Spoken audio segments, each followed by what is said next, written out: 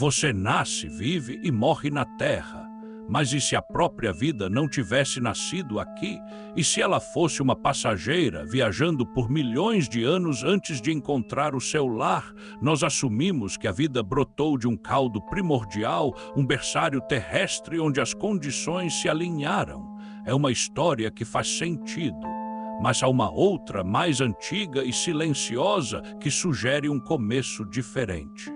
Uma que coloca a origem da vida não no solo que você pisa, mas nas profundezas frias do espaço. A ideia parece absurda. O espaço é um vácuo gelado e hostil, banhado em radiação letal. Como algo vivo poderia surgir ali ou sobreviver a uma viagem tão longa? É uma das maiores perguntas sem resposta na ciência. De onde veio o primeiro pulso de vida?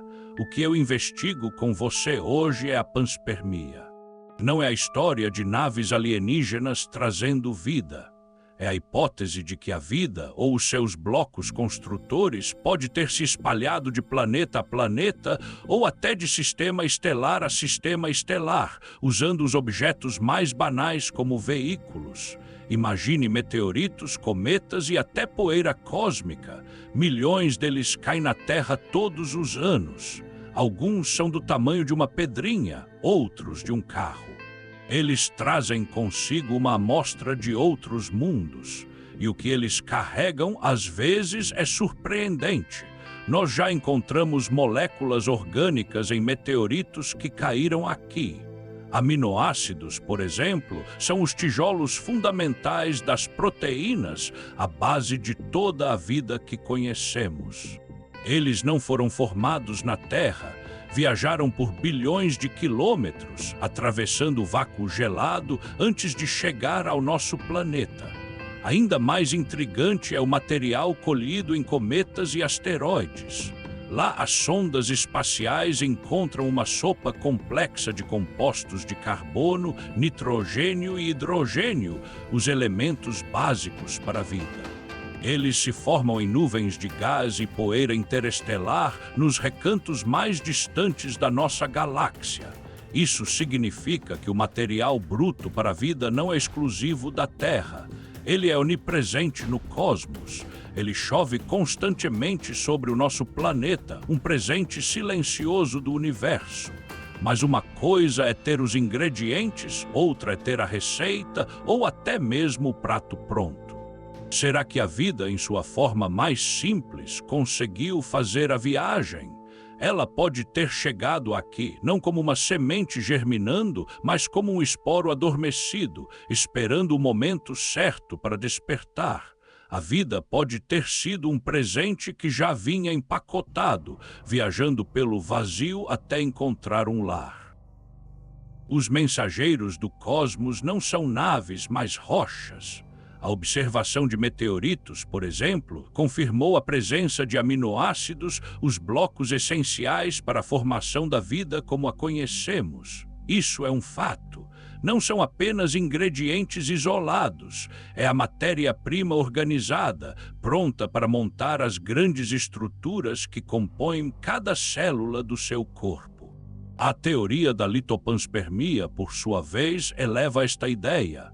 Ela sugere que a vida microbiana pode sobreviver dentro de rochas espaciais, como meteoritos, e ser transferida entre planetas. Imagine um impacto gigantesco em um planeta com vida. Ele arrancaria pedaços da superfície, lançando rochas para o espaço. Se essas rochas contiverem micro-organismos resistentes, eles poderiam atravessar o vácuo, protegidos da radiação e do frio extremo pelo material rochoso, até atingir outro planeta habitável. É como uma cápsula do tempo cósmica, um navio natural.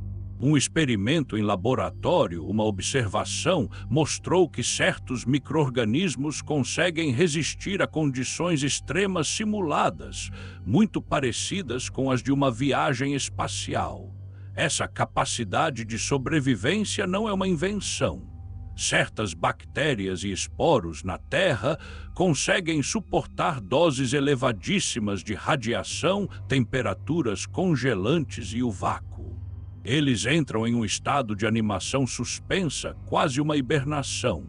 Eles não estão vivos no sentido ativo, mas também não estão mortos. Estão esperando. Isso nos faz pensar, se eles fazem isso aqui, será que fariam isso lá fora também? A hipótese é que esses passageiros seriam capazes de viajar por milhões de anos até encontrar um novo lar, como a Terra jovem.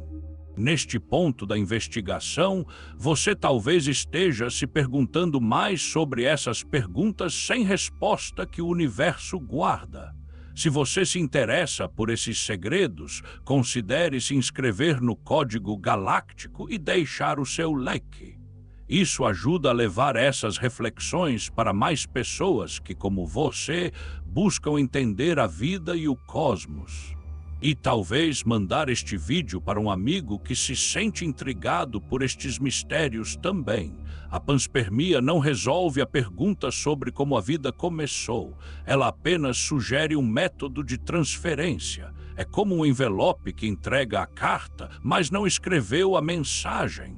A vida ainda precisaria surgir em algum lugar primeiro. Mas e se esse lugar não for a Terra? E se a sua origem estiver em um passado distante, em um planeta que hoje talvez nem exista mais?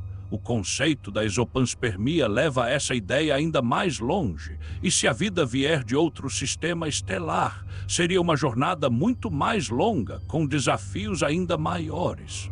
Mas no vasto cenário cósmico, com bilhões de estrelas e planetas, o impossível de hoje pode ser a história de amanhã. Mesmo que a vida tenha pego carona, a grande pergunta permanece: onde ela se acendeu pela primeira vez? É como se a origem da vida fosse um fogo. A panspermia não acende este fogo, ela transporta a brasa já incandescente para outro lugar. A interpretação do Código Galáctico é que esta hipótese nos força a alargar nossa visão. Se a vida não é uma exclusividade terrestre, nem uma faísca isolada surgida aqui, então o conceito de lar para a vida se torna muito mais vasto. Talvez seu começo não seja um ponto, mas uma rede espalhada pelo universo. Pense no seu corpo. Ele é feito de átomos.